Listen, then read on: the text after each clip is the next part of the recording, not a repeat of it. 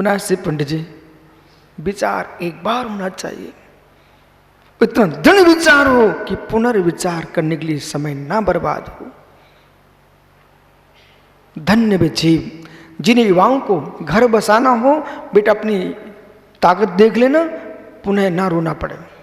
जिनको साधु बनना हो, विचार कर लेना, पुनः विचार ना करना पड़े। और जिस क्षेत्र में प्रवेश किए हैं उसमें उन्नति को प्राप्त करना, फिर नीचे गिरने का विचार ना करना पड़े। ऐसा विचार करो। भीष्म प्रतिज्ञा होना चाहिए, भीष्म प्रतिज्ञा, भीष्म जैसी प्रतिज्ञा होना चाहिए। भीष्म पितामह ने क्या प्रतिज्ञा की थी? प्राण चले गए पर प्रतिज्ञा नहीं छोड़ी। विचार करो।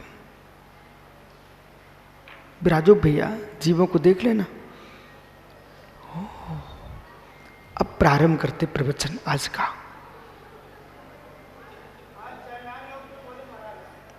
अब प्रवचन प्रारंभ करें अरिजीत सागर आज का। अभी तक आज के प्रवचन की भूमिका बोल रहे थे विष्णु सागरी भैया। यदि इस गाथा सूत्र को जैसा लिखा है, यदि व्यक्ति ने उसे ना समझ के पढ़ लिया तो बुद्ध हो जाएगा। समझ रहे ना आप? बुद्ध हो जाएगा। यदि उसने इसको समझ के समझ लिया तो बुद्ध हो जाएगा। अब विषय समझिए। नहीं समझा तो बुद्ध हो जाएगा। जो भूत भविष्य को नहीं जानता ऐसा बुद्ध हो जाएगा। वो अच्छे समझ लिया तो वो भूत भविष्य तीनों को युगपत जानता है, ऐसा बुद्ध भगवान महावीर बन जाएगा।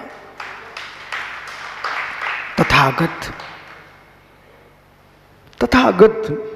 इसलिए ग्रंथों की गाथाएं गुरुओं के मुख से समझना चाहिए। नातीतागट्टम आगमस्यम अट्ठम रिथ्दे तहा गयऊ विद्धू कप्पे एण से उपस्सी बिज्जो रिज्जो सहिता खबगे महेशी। छपका महर्षि, छपक महर्षि, छपक महर्षि। बेटा सचिन समझ, एक बार विचारना, पुनः विचार ना करना पड़े। आशी समझो, ब्रह्मचारी को निखिल पारस, एक बार विचार करो, बार बार विचारना वो ऐसा होता है, बार बार विचारना वो ऐसा होता है कि बार बार सुई चुभाना। किसी बच्चे का कान भी छेदा है और एक बार में उसने छेद दिया तो तक कष्ट नहीं होता। अब फिर देखता यहां लगाऊं, यहां लगाऊं। तुम देखने कितना तड़प रहा बच्चा, तुमको कान छिदा रहे हो, तुम्हें कुंडल रख रहा कान में, उसके प्राण जा रहे हैं। कोई विषय है। बेजीव हत्यारे होते हैं जो दूसरे को कष्ट देते हैं। बेजीव मां हत्यारे होते हैं जो अपनी आत्मा को बार बार कष्ट देते हैं। एक निर्णय नहीं कर पाते, वे आत्महत्यारे होते हैं। जब तक निर्णय नहीं होता तब तक चेहरा काला रहता है। निर्णय होते ही सफेदी आ जाती है। देविन पंडित जी, बादल काले कब तक? बादल काले कब तक? बादलों की गड़गड़ाहट कब तक? बिजली की चमक कब तक? जब तक मूसलाधार बारिश ना हो जाए।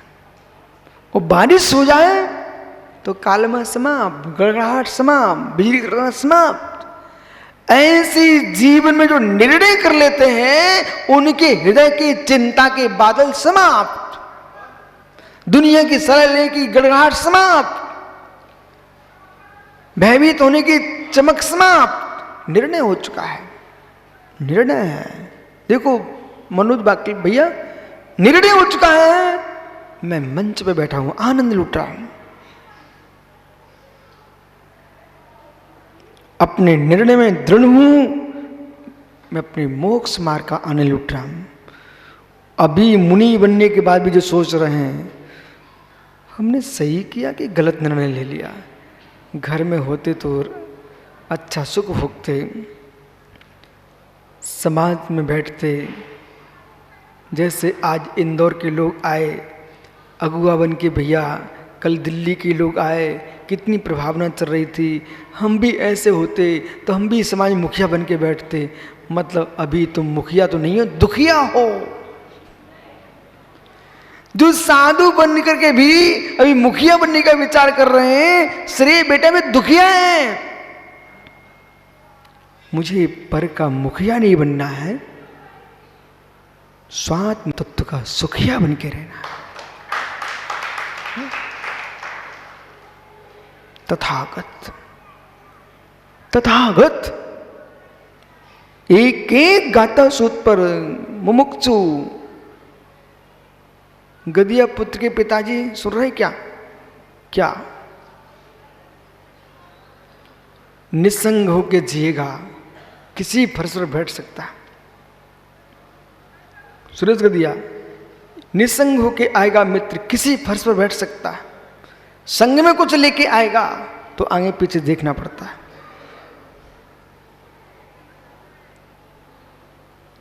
निसंग होके आया है, न गले में चेन है, न हाथों में अंगूठी है, न कानों में कुंडल है, न माथे पे सोने का तिलक है। मित्र जो जहां बिठा दे वहीं बैठ जाएगा। और ये सब कुछ पहन के आया है तो देखेगा भाई,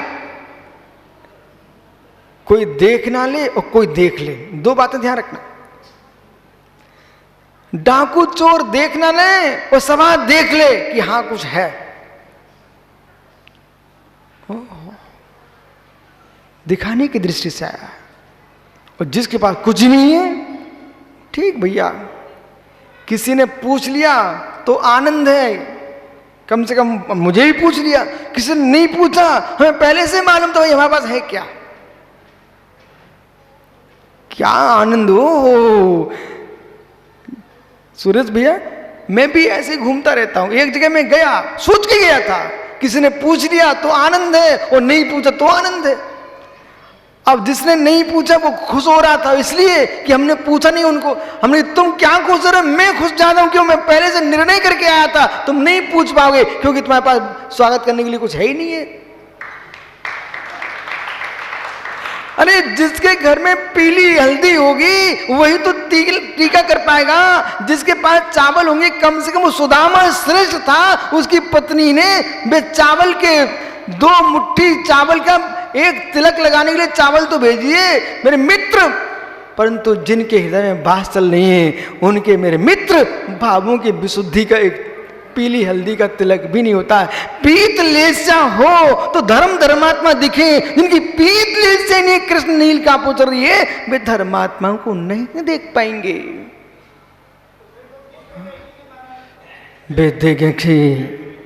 वे देख पाएंगे मेरा नाम कहां होता है, वे देख पाएंगे मेरा काम कहां होता है, वे नहीं देख पाएंगे मोक्ष पुरुषार्थ कहां होता है। तथागत, विचार करो, विचार करो। अब विषय पलटता है, विचार करो। ज्ञानी जन विचार करके निर्णय करते हैं। व्यवहार की ओर विषय पलट करके निश्चय की ओर जा रहा है। व्यवहार से धन्य विक्षेप, न भूत को विचारते हैं, न भविष्य को विचारते हैं, न भूत को देखते हैं, न भविष्य को देखते हैं, वर्तमान में तल्लीन होते हैं। वे महर्षि कर्मों की छपड़ा कर लेते हैं। यहां बुद्धि की अविचार धारा में मत चले जाना, बुद्धि की अविचार धारा में मत चले जाना। यहां भगवान महावीर की विचारधारा में आइए। पुनः सुनो, न भूत को देखते हैं, न वर्तमान को भविष्य को देखते हैं, वर्तमान में नगन है। ऐसी महर्षि कर्मों की छपड़ा कर लेते हैं। सुब्रत सागर जी, आज इस ग्रंथ का 500 नंबर की गाथा पूर्ण हो रही है। आज गाथा क्रमांक मालूम ये 500 नंबर की गाथा चल रही है यहां पर हैं? 5 हाँ 5 शतक पूरे हो गए आज इस ग्रंथ में। 5 शतक हो गए, 500 नंबर की गाथा है और कितनी आनंदमयी गाथा है। अब तटस्थ हो जाओ, वो तटस्थ ऐसे हो जाओ, न समत्व सागर गृहस्थी चाहिए, न शादी चाहिए, न बर्बादी चाहिए, वस्तु स्वभाव चाहिए। और उसूल चले जा रहे हो, क्या बोल रहे हैं? ओ मित्र, जो पर्याय थी विलीन हो चुकी है, जो पर्याय होगी वो अजन्मा है। कैसी पर्याय होगी वो मेरे हाथ में है। जितने युवा बैठे ध्यान दो। आयुष बालक गिल्ली डंडा खेलते हुए दिन गए, बूढ़े हो गए।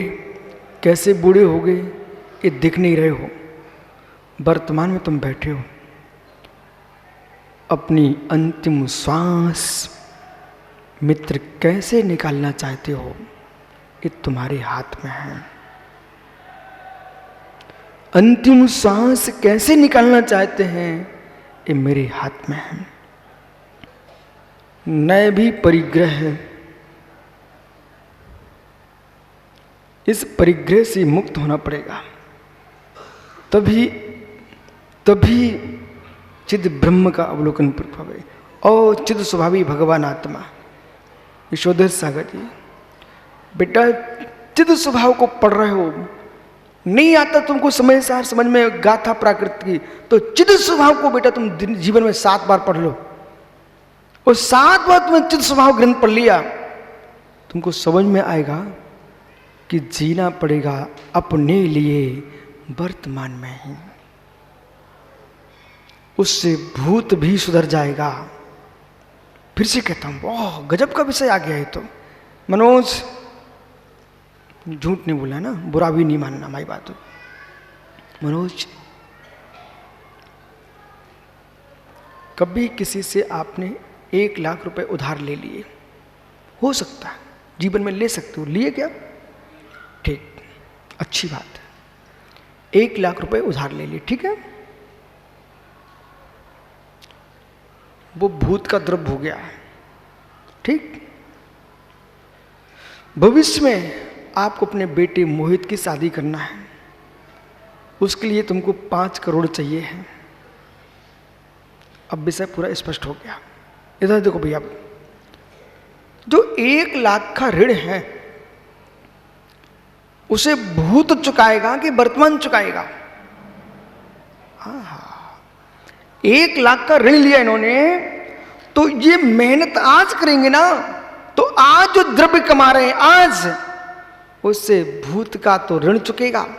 भविष्य में 5 करोड़ आने वाले हैं। वर्तमान भूत को भी सुधारता है, वर्तमान भविष्य को भी सुधारता है। इसलिए वर्तमान में जीना सीखो। और वर्तमान में तुमने रोना प्रारंभ कर दिया कि हाय क्या करूं, हाय क्या करूं, वो कमाना छोड़ दिया है। न आपके 1 लाख का ऋण चुक पाएगा, न भविष्य में 5 करोड़ मिल पाएंगे, मात्र रोते रोते चले जाओगे। इसलिए जो जीव दुखिया है उन्हें रोना नहीं चाहिए, प्रभु का भजन करना चाहिए। भजन करोगे तो मेरे मित्र असाता भंग हो जाएगी और साता उदय में आ जाएगी।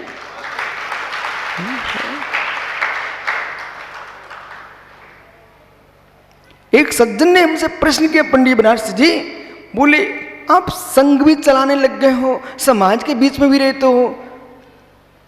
एक बार क्या हुआ, इंदौर में दीक्षा हो रही थी शायद, मेरा 8 दिन का मौन था। क्यों सुब्रत सागर जी? दीक्षा हो रही थी इंदौर में, 8 दिन का मौन था। तो सुब्रत सागर से एक सज्जन ने कहा, भाई मौन है, वो प्रोग्राम हो रहा है वहां पर भी मौन था? अच्छा। बोले मौन है और प्रोग्राम हो रहा है, ये कैसे हो सकता है? क्या नहीं, प्रोग्राम अपने स्थान पर है, मौन अपने स्थान पर है। जब करने वाले हैं ही तो बोलने की जरूरत क्या है? जितना अच्छा बोलने वाले का नहीं होता उतना अच्छा मौन वाले का होता। वो नहीं हो विश्वास तो करके देखो। मां, एक प्रश्न करूं, जिनकी शादी हुई उनसे मेरा प्रश्न है, मनोज देवी भी आई क्या? तो फिर तो देवी तुमको उत्तर दे देगी। जब तुम घर में पहले दिन आए थे, पूछ अपनी देवी से, जब आप प्रथम दिन आए थे, घूंघट पड़ा हुआ था, ज्यादा कुछ बोल नहीं रहे थे, उस दिन मिठाई दूसरे खिला रहे थे। पक्का पूछो, ये देवी आई हो तो पूछ लो ना। उस दिन मिठाई दूसरे खिला रहे थे, और जिस दिन से बोलना प्रारंभ किया है तो उस दिन से इनको मिठाई दूसरों को खिलाना पड़ी। पूछो जरा। मां, मैं सही कह रहा हूं क्या?